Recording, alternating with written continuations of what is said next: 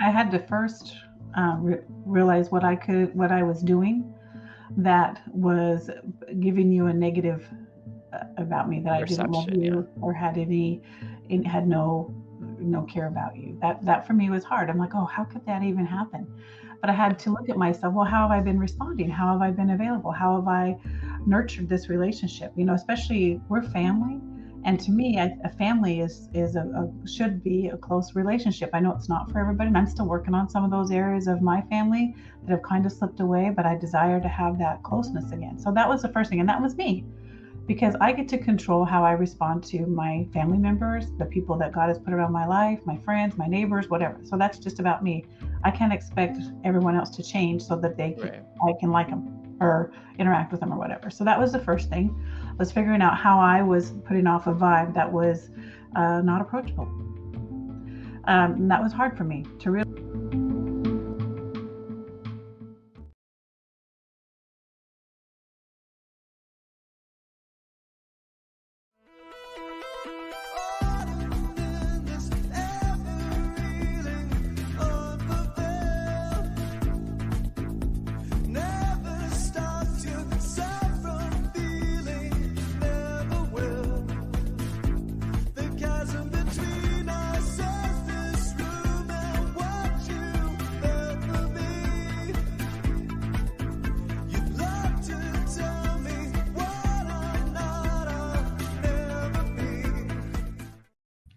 Hey, everybody, we're back. Thanks for joining us tonight on Splintered Grace. My name is Tina Frank, and I am on air from in Arizona, and I am a mature Christian woman about to have an amazing conversation with my beautiful co-host, Bonnie Violet. Hi, everyone. Bonnie Violet here. So great to be here. I'm a transgender queer spiritual drag artist and digital chaplain, and I am in San Francisco this week. I know Yay, every I week thought I'm that somewhere new. background looked familiar. Yeah, I'm in my old room. That's awesome. Yes, haunting Awesome, my old awesome. spot. Ooh, haunting coming up on Halloween. Haunting. Yes. How's After your all week that. been? It's been good. I got to do something fun today. I'm going to share. I have a wonderful neighbor that lives across the street from me. She's Lebanese, and her and I cooked together today. So I got to see if I can say this right. We made Lebanese fatire, and we cooked Mm. it on a traditional sanji. It was so fun. Oh, We had a nice. great time. I didn't burn all of Did it, it but just taste some good of it. too? I was going to say, did it taste good too? um, Hers tasted much better than mine, but yeah, it was edible, and I actually got a few extra pieces to go in the freezer. So yeah, so that was kind of fun. That was probably the highlight of my week this week. All right. Hi, Kayla. How's it going? Thanks so much Hey, for the Kayla, good to see you again. saying I look amazing. It's so glad you could join us. Um, we picked a really light topic this evening. Um, I know it was like we were talking. I mean, last week when we did our episode, we talked about the lighter side of spirituality, and then we Mhm. said we were going to talk about prayer and meditation. And then for whatever reason, in between now and then, I got this feeling. Let's talk about death and dying. Um, and That's a then we big made. switch. I know, right? And then we made that decision, and then like things happened this week Yeah. that was just kind of like, whoa, this is kind of heavy. Hey, Liz, how's it going? Liz says, hey from Chicago. Yay. It's great to see you, Liz. Yeah, so So yeah, so here we are with we're this gonna heavy topic. yeah. It's really interesting. I was what kind of came up for me is I have a friend, a family member who I call my sister, who's like my chosen family member. And I remember there was a time, I don't know, I was just thinking like, who would deal with my stuff when I died, or if Mm, like if something happened, what like what would happen? And I thought of my sister Marcus, because Marcus and I have talked about he's asked me to be there for him, and you know I don't know, there was a time when I don't know, I just was kind of thinking, oh, that might be a good idea, and then thinking about it, it brought up just a lot of different things, because mm, I am I'm, kind of in that, I'm transitioning. I'm kind of in mid transition. I'm Bonnie Violet, and I've been Bonnie Violet for like a year or so, to like myself and to like our listeners and stuff. But my parents are like new on it. My dad isn't really hip on it yet. And there's some of my family members I haven't spoke to about it yet. And so, if I were to pass today or tomorrow, heaven forbid, people would know me by different names and know me by different identities. And for me, I would want them to be able to have whatever experience with me that they needed to have with me before I pass, or like after I passed. I'm not that worried about it. So I'd hate for like, I don't know, like everything to become Bonnie Violet. Everything's Bonnie Violet, and then my dad not be able to, just, he hasn't gone there yet with me. And so, I wouldn't want him not to have the experience that he needed to have when it came to a funeral service or a memorial service. And I also didn't want to see trans people think that I just got erased, that my trans identity got erased when I died and my family, did something crazy with it or not, because that happens a lot in our community where family members just don't want to see it and they just kind of erase it when we die. And I didn't want people in my community to also see that happen as well. I just want people to understand where I was coming from with it all and where everyone was at, especially right now if something happened in a few years when things are a little bit more, developed or whatever, it'd be a different story. Yeah. Or even with, you're traveling a lot right now too. So the potential for there to be maybe a challenge might be more than if you were in one place doing life. Yeah, and it's so wild because I haven't thought about death and dying personally in a really long time, even though when I was younger, that was something that I thought about a lot with my HIV diagnosis and different ailments that I've had over the years, but once I hit 30, I was like, I didn't even know I was going to live this long. And so I haven't really thought too much about me really actually like, dying or whatever, Erin says this is definitely a topic that needs to be discussed. What was that, Tina? I was just going to ask you, what do you think triggered all those thoughts? Or all these thoughts, I guess. I don't know because, like if the conversation would have happened, it was like, because the idea, I can't say it just came to my mind. And I don't know if it was because my sister and I are getting closer. Marcus and I are like closer and becoming tighter. And there's times when we've maybe felt like I maybe haven't felt like I would be able to ask that of him. But I feel like he's at a position in a time in which, I could talk with him about that. And so I think that's why it came up. But then this week, we've dealt with a lot of COVID. I was exposed to COVID on last Friday, and so I've been quarantined and doing testing, and I wasn't feeling well, and so then I was like really kind of freaking out. And I hadn't really thought about, I don't know, I just hadn't really thought about it. But I just thought it was interesting that it came to mind, and then these things started to kind of unravel this week. Yeah. So, I don't know what would a next step be? Is that something that you would have to make sure you planned yourself? Is that something you'd have to make sure you had really tight guidelines on how? What would you think the next thing would be? I have no idea. Yeah, I think a big part, and I think all people, like all of us, should have kind of like think about this because you and I were talking about this before the show that no matter how close a family is or a group of people are, when somebody passes and grief happens, it can be really easy for conflict or difficult conversations or whatever to really kind of erupt. And so for me, I'd really be wanting to try to just hopefully mitigate the likelihood of that happening. Yeah, I think that's a good plan. Yeah. We've done, my husband and I have done all the traditional things, where we have more of a traditional situation, for lack of a better word. So I'm hoping that we've done everything right, but there's so much to understand just in the basics on how to set things up so that people don't have to worry about it, to have different I don't know if I would say if you had a legal name change, I think it would all be documented under a legal name change. But I don't. But Hmm. I don't know. I don't. And like you said, I don't know how that would affect the different people that you have around you in your life. And Yeah. I have to be When honest, I hadn't thought about honoring those folks after I was gone. So yeah. man, that's an amazing. That's just an amazing kind thought that I had never had. Yeah. Well, I think as queer folks, we often, I don't know, I've dealt one with a lot of my friends have passed over the years Mhm. from the LGBTQ community.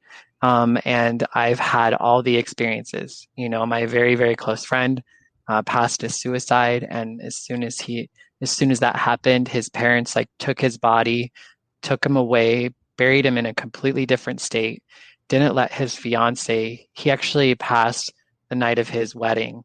And they My basically goodness. just took him away, didn't let anybody come to it, buried him, somewhere else and just kind of erased and pretended like all that stuff didn't happen. And there's Mm, plenty of trans folks that, they live their life as a woman, but then they die and their family puts them back in kind of man clothes and man name and totally erases the life and the identity that they've been living in for a long time. And that's just such a devastating experience. And I also know if that were to happen in my situation, I don't know that it would necessarily have been intentional. And because I don't have a spouse, I don't have yeah. children, you know, um, and to some degree, I guess I would fall on, my parents' responsibility unless I had, somebody else kind of set up for that. And so Yeah. Yeah. really just kind of been thinking about, maybe collaboratively, how to make that up, how much I should have really put together. And I know this kind of seems morbid. Yeah. Um, Well, it's necessary though, I think. I just really think it's necessary. yeah. I look at both of us and I think, well, gosh, we're all so young Hmm. to be talking, but I think it's a responsibility that we have. You're exactly Yeah. right. Well, and it's like, I had a friend here who passed of COVID who was not that old, and another friend of a friend who's passed of COVID again that was like 40. And so it's like we all, death happens, Hmm. oftentimes unexpected, and age doesn't necessarily always, protect you Right. from death or Right. dying. But I think a lot of times we don't think about it and we don't plan for it. And I mean, we've just dealt with so much disrupted family over the years because we've dealt with a lot Yes, of we death have. in particular on my father's side, and it's Mm. caused a lot of disruption with who's going to get the kids and upset about who got it and who didn't. And, everybody's Yeah. wanting Yeah. to do the best and everybody's just wanting to have the experience they need and to show up for their loved one the best they can. And sometimes it just doesn't line up, Mesh. you know? Yeah. Yeah. You're right. Kayla says, as we get older, I think we think about it more. Plus, with COVID, people are dropping around us. Yeah, I think you're right. As we get older, I know I think about it more than I did, and think about more about the legacy that Mm, I want to leave behind for my children and my grandchildren. mm. So I'm sure you have those same things. What kind of a legacy we all want to leave behind? Yeah, And yeah, it's interesting because I thought about it more when I was younger. really, Yeah, because I mean, I had my funeral and everything planned out. I mean, I remember when me and my ex-husband got married, when Travis and I were getting married. At that time, my dad wasn't hip on our marriage. He wasn't showing up for it. I was dealing with a platelet disorder that was pretty scary. I was taking treatments. We didn't know what would happen. We didn't know, we just didn't know we didn't know how much time I would live. We just didn't know what was happening. And I remember having to sit down with my mom and my dad and my soon to be husband and talk about like, what would, what would we do? yeah, Prior to that, I'd always thought I would just be buried, and I would be buried in a plot next to my family, there in Wendell. But then when I was about to be married and have a husband and live 100 miles away from my parents, I yeah. was kind of like, oh, what do I need to do? And then we decided to like, cremate me and have, half of my body with my family. And I don't know what Well, people heard or didn't hear. Are you there, I didn't. Tina? Yep, I'm here. I didn't hear much, but I kind of got the You gist didn't, of it. yeah. Yeah, yeah, yeah. That you would be Yes. cremated, and there would be ashes on both sides of the family, right? Yeah. Hmm. So, Yeah. and I don't think Yeah. that's And a bad solution. for sure, yeah. And now it's like, but that was years ago. That was Yeah, over a decade, I don't know, over a decade ago or so, and so, and we haven't really talked about it since then. So we can't really go back to that that mode yeah, of my ex-husband getting my ashes. yeah. That might not fare well. So yeah, so it sounds like you're back to the thinking about that. And are you having new thoughts about it now than you had back then?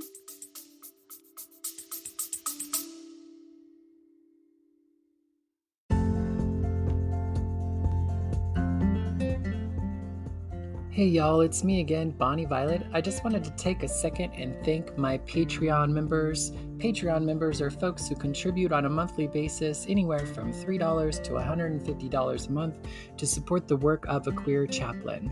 Big shout out to Victoria Thompson, Jason Brandt, Brandon Stanton, Kim Silva, Brandy McCarg, Randy Sandknot, Bob Kaiser, Joey Heckmeister, Violet Rhiannon, Gabriel, Jonathan, Petrick, and Todd Atkins Whitley. Thank you so much for your continued contributions. And if you're interested in joining the Patreon, just check the link in the description. Go to patreon.com/Bonnie Violet. Thanks so much. Bye bye.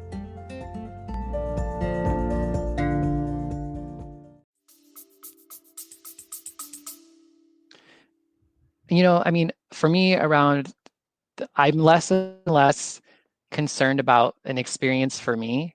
I'm Yeah, really just, I just know how it is to be on the other side of death and dying. And the last thing I want to do is make things any more difficult for anyone that's going to be left behind. And so yeah, I yeah, want folks to be able to have the experience with my passing that they need to have in order to hopefully, you know, um, get over it and live their life. yeah. Or at least not cause, any sort of drama amongst family members or friends or loved ones. So you think that'll be something that you plan on your own then, or you designate someone? Mm, I mean, it's something I've just been kind of thinking Yeah, about. yeah, A part of me feels like, yeah, it feels interesting not to have say my parents be that. But then yeah, it kind of feels like a lot to ask of a parent to handle all that for a child as well.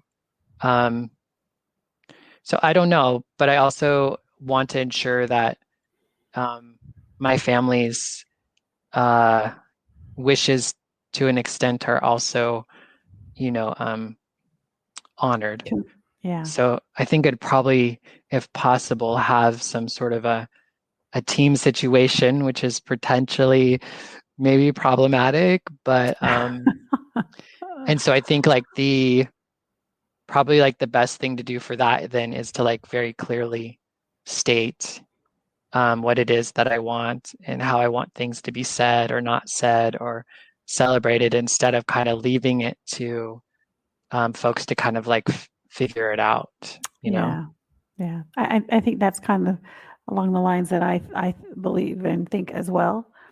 I want to make sure that, in my passing, that the people around me aren't devastated. I didn't worry about so much honoring how they said goodbye to me. That wasn't in my mind, but I did think about all the potential Hmm. for chaos or hurt or frustration. So I feel like if I plan all that myself, then nobody can be offended, right? And nobody Right, can be upset because my sister didn't do this or my sister didn't do that or my right, stepdad didn't do that or whatever. So I'm kind of along the lines of you. I feel like I maybe need to put that together and have that ready to go. And just if you really must do this, then this is what I want. right. Um, And if they want to be and mad at so somebody, be mad at me. yeah, yeah, just be mad at me because I did all the planning, and this is how it is. So yeah, Yeah. easier said than done though, because you're right. It's kind of a hard topic, and to think about yourself as not being there, and yeah, it's tough. Kayla says, I have a morbid sense of humor. I was at a party that I was I don't know, a party that celebrates my life. I want to be cremated and I want them to play Ding Dong, the Witch is Dead. So basically, you want there to be a party. Yeah, Yeah. I definitely want that element. And like growing Yeah. up, I mean, I remember like when my nephew Wyatt died, that was a time that, my family, they kind of throw a party and Mm. celebrate somebody's life. We're not really religious people. They're not really religious people, so there is some tradition, but they're not in the same ways, right? And then, Yeah. Wyatt's grandma and mom's side were like Mormons. And they have a different way of kind of Saying goodbye. approaching. Yeah. Exactly. And it was really kind of magical to see um, how I think my parents were able, and my side of the family was able to experience some of what, my brother's wife's family does. And I think they were able to gain something from that experience and vice versa. I think that Mm. they were able to come to the party or the celebration of life. And I think, and there was also a lot of like similar things happening Yeah. between the two. I got to be in the middle of it. So it was like really easy to see kind of how everything was Yeah. forming, Yeah. Yeah. Yeah. Isn't that funny? Sometimes when things like this happen, we realize that a lot of times we're not as different as we always thought we were. Yeah. And so, just two seemingly extremes, we're able to not only all celebrate this young man's life, but all be able to learn and grow and do it together, as different Hmm. as they are. So yeah, that's awesome. Yeah, yeah. I remember one thing that they had done the same was like the balloon, the Mm. decision to like let balloons go and the amount of balloons.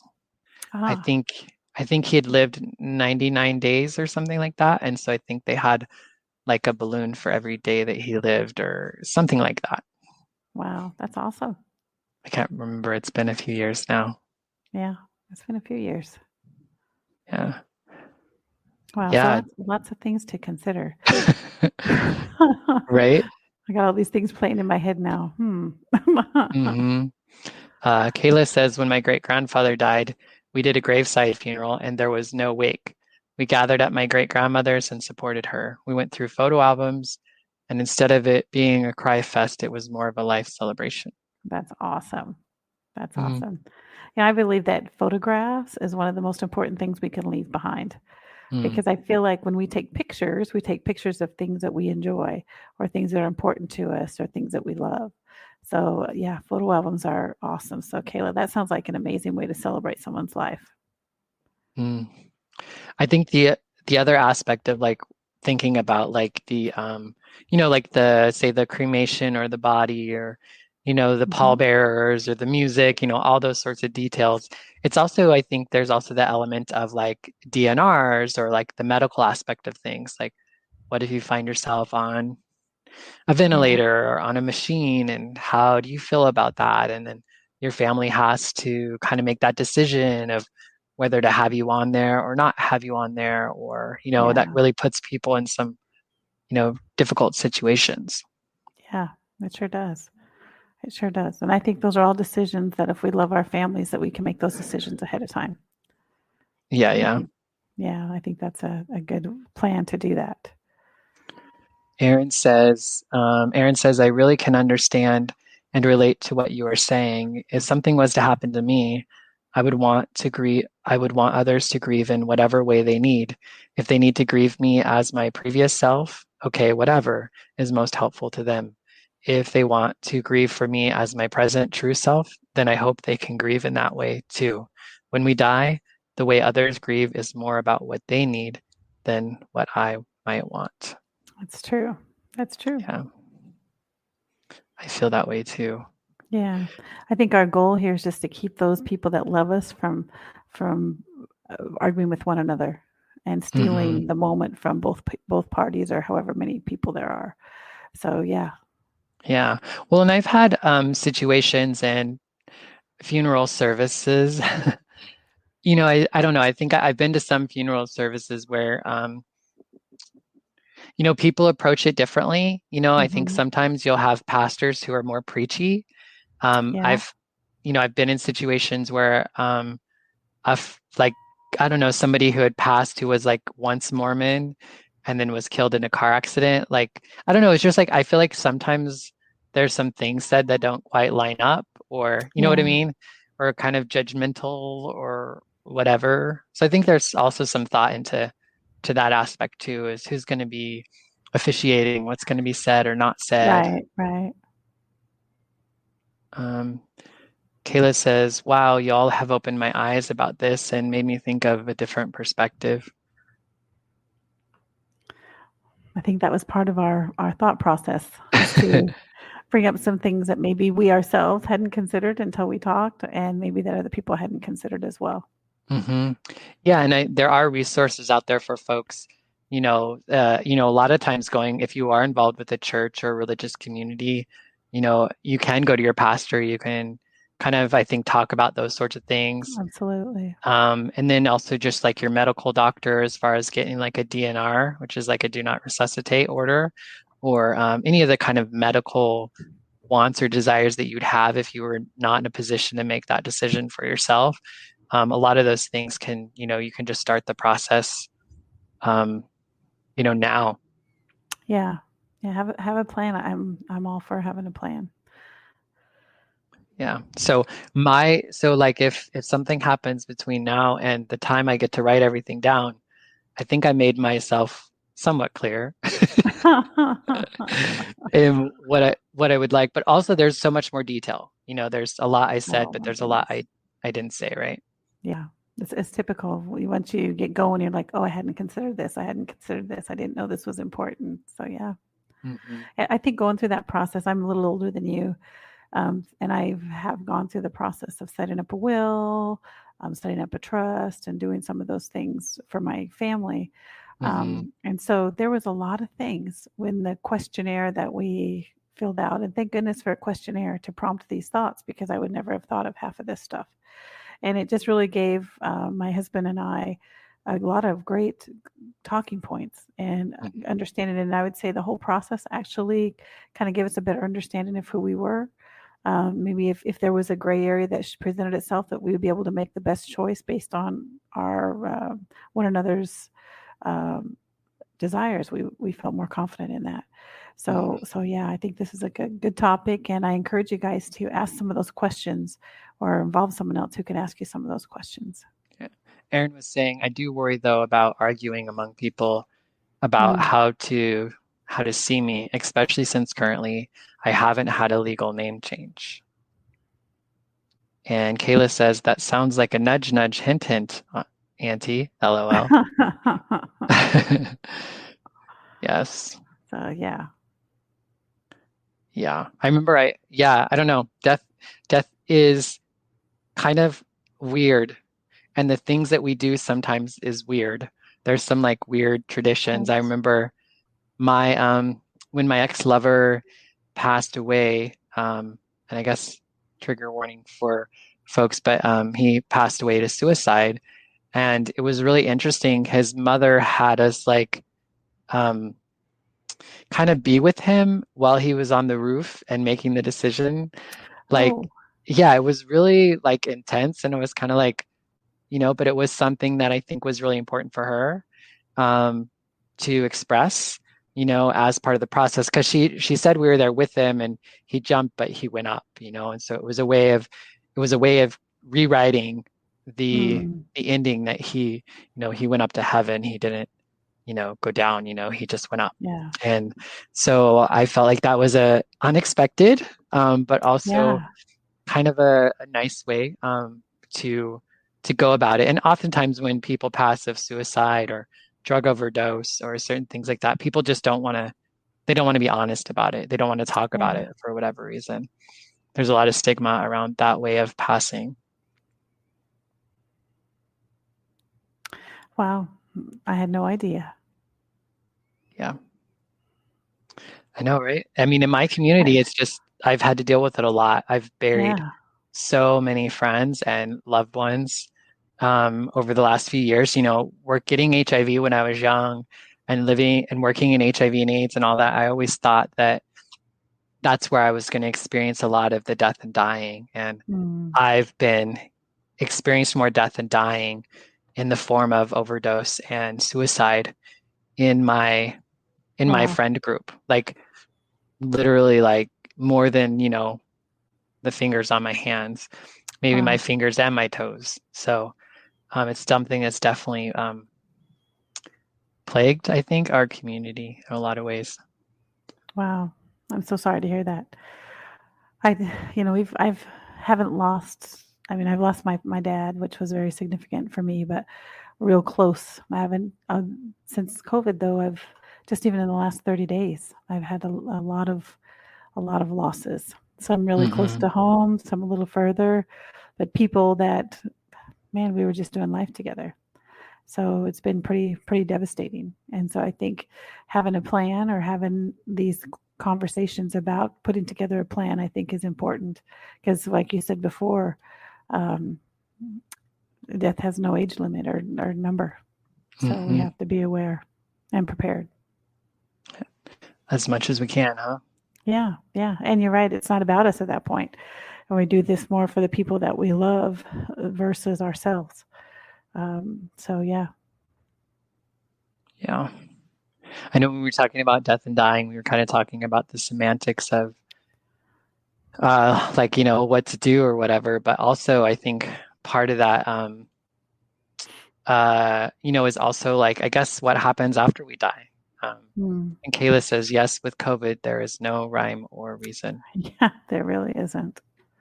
Yeah. So, yeah. So what happens after we pass? Is that what you were talking about? Yeah. I mean, I feel like that's the next part, right? I think that's the next thing that we all think or consider or assume, talk about. So, yeah. So there's a lot. Your belief is there's heaven, right? Yep.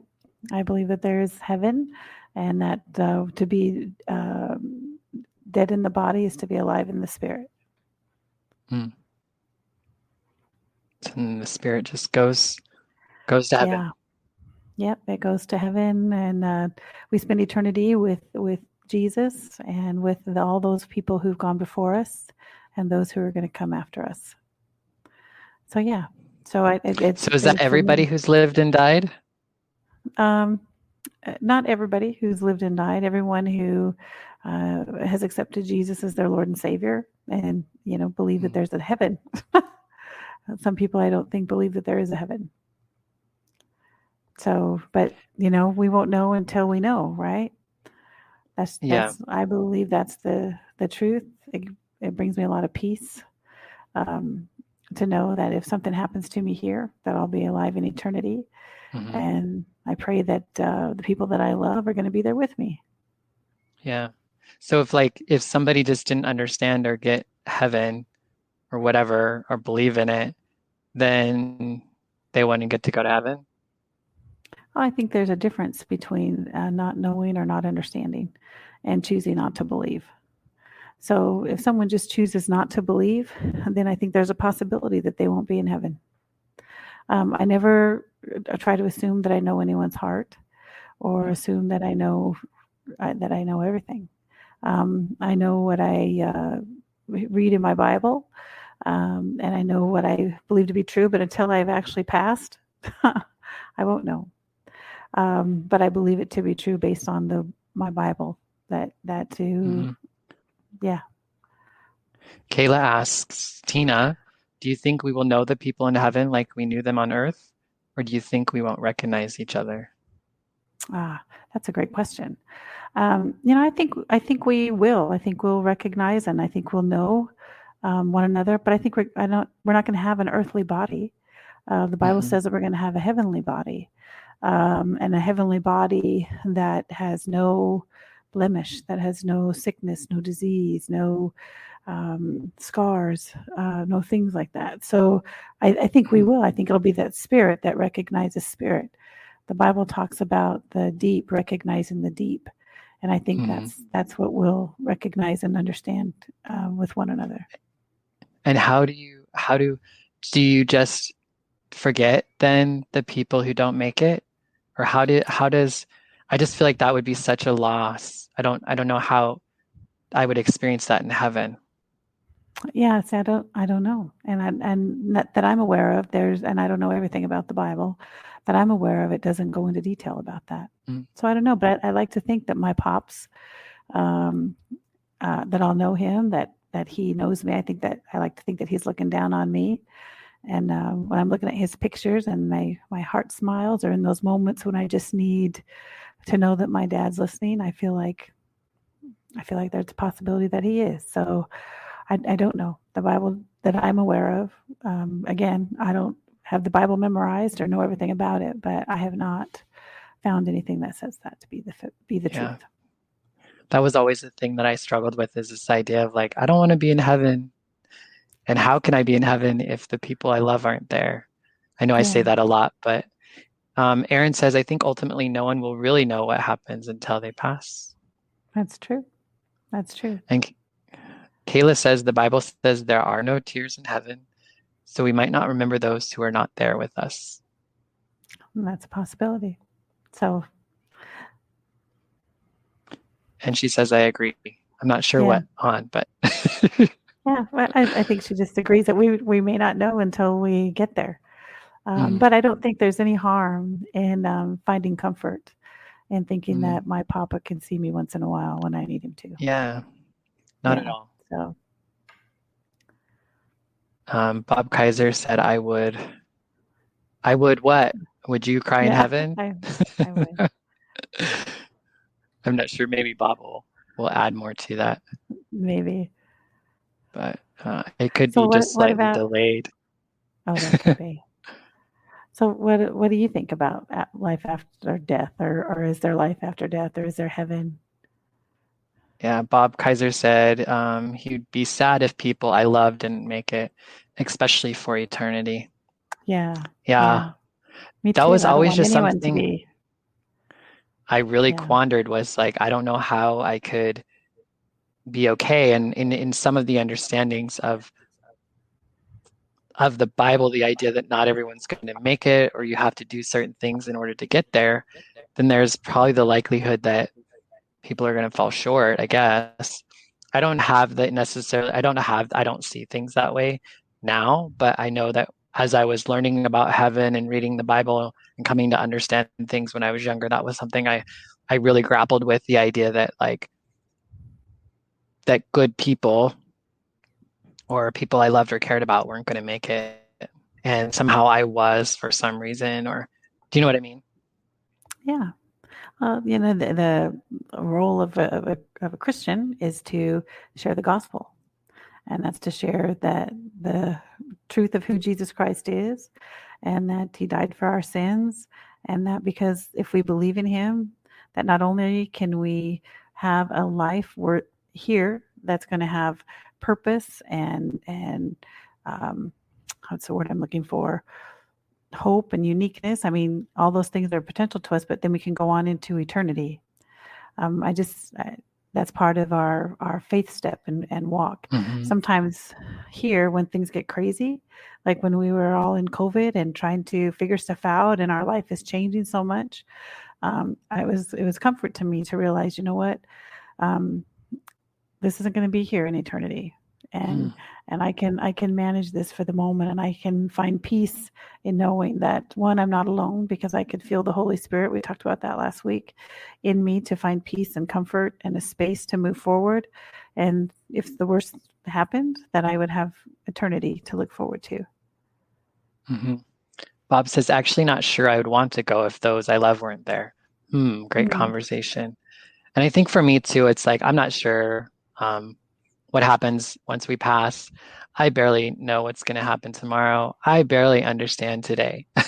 So I feel like a lot of what I try to do is just do my best today to experience grace, to experience God, to be the hands and feet. And you know what I mean? Like to do the things of heaven, if you will, today in the now as best I can. Um, and you know what happens after this, I'm not entirely sure. But I think I'll be all good either way. Well, if we talk about a heaven, what about Mhm. hell? Do you think there's going to be a hell? I I think the thing, I don't know. I think if there is a heaven, why wouldn't there be a hell? Yeah. But I have my biggest quandary is like the idea of access to heaven, like that there's some only like certain people are allowed into heaven. I don't Everyone's believe allowed. Everyone's allowed. We everyone's just have to allowed, choose. Yeah, we just have to choose it. right? Well, why would we? Yeah, I don't. I guess part of it would be why would we choose anything different unless we didn't know? And I think there's grace for that. It's when people know and say no, that's fine. I'd rather do this or rather, uh, Mm, do whatever it is that they shouldn't be doing and not receive. And I yeah, I feel like I I'm, just feel like I'm God has confusing forgive. everybody. I just feel like God has forgiveness for that. Like I feel like God understands why I do what I do, and if he didn't, if it wasn't great, I mean, I don't, you know what I mean? Like if it was something that God didn't want to have me do, that I think He would understand why I did it, even if it was like, misguided or whatever. You know what I mean? So I don't know. Yeah, I you just just, have you just have to be yeah. willing to ask forgiveness.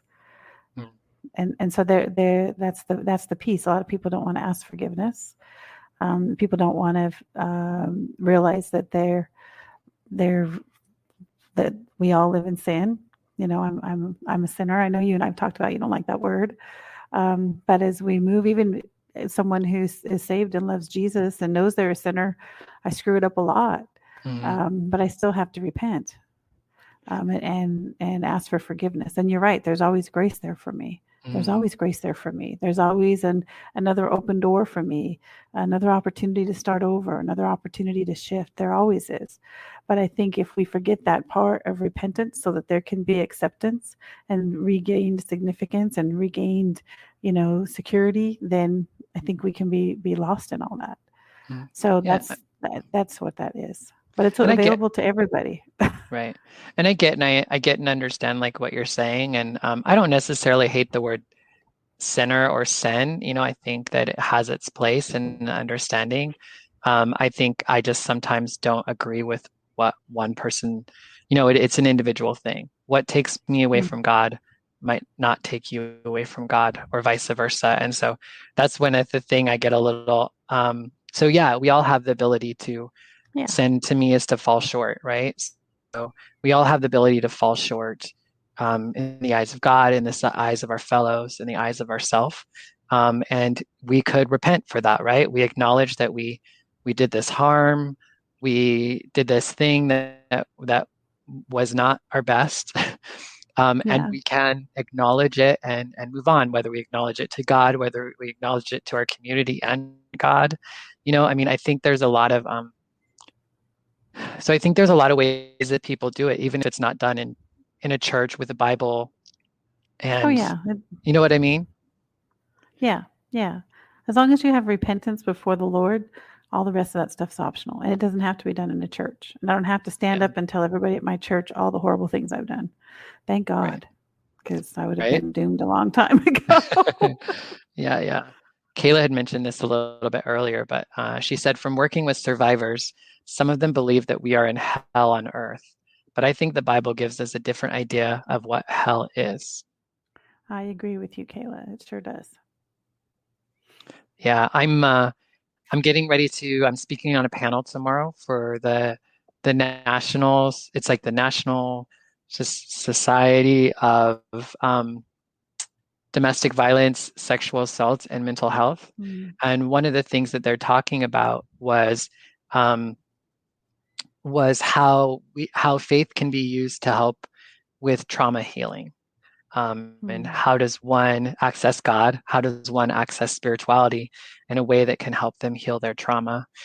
Which seems like a no-brainer. Like, right? You go to God for healing, you go to Jesus for healing, you go to church for healing. However, oftentimes those are the places that have harmed us, right?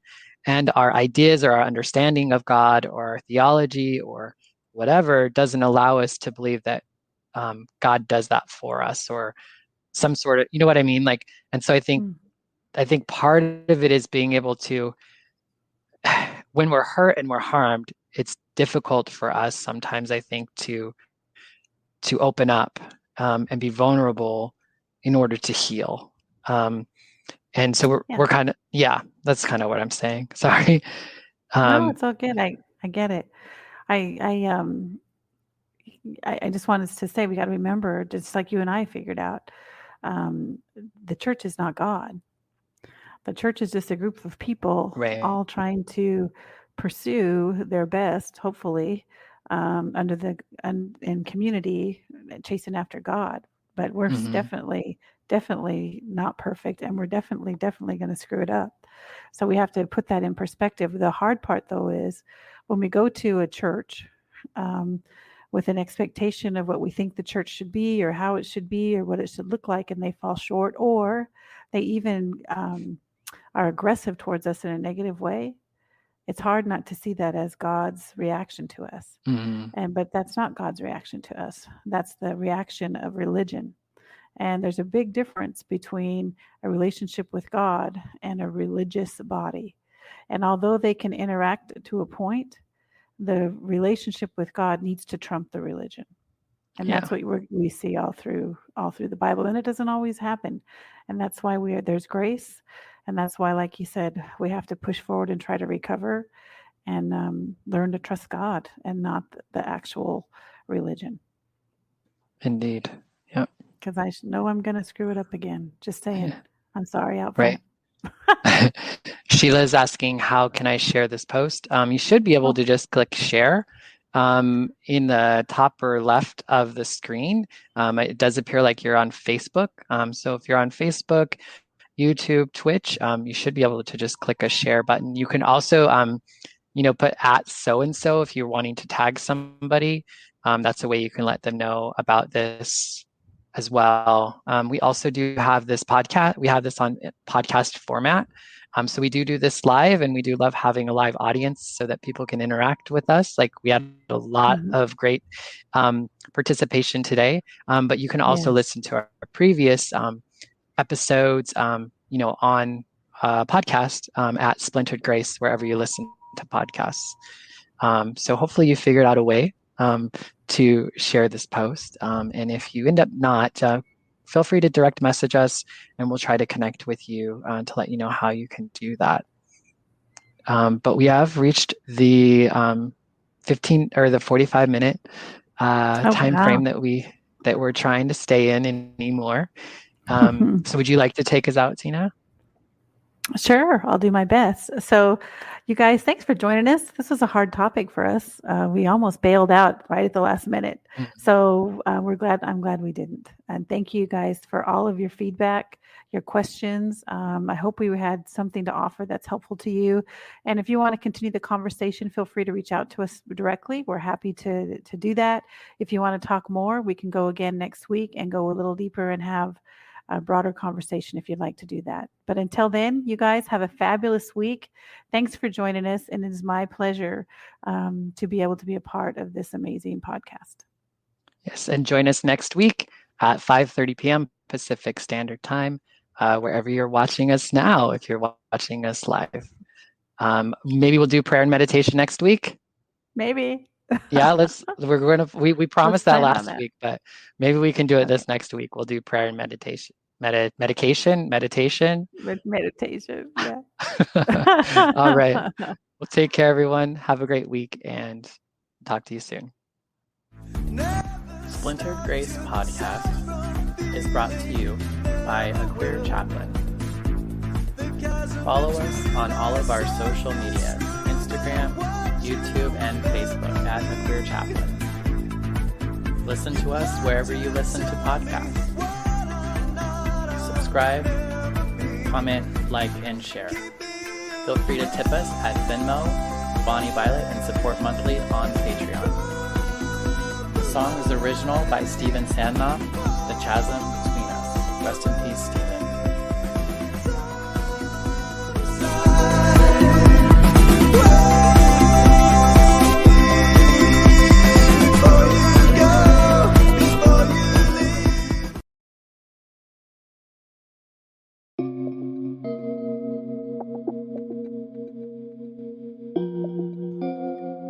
Hey, how's it going? Bonnie Violet here. I'm a trans femme, genderqueer, spiritual drag artist, and digital chaplain. And in case you didn't know, I could really use your support.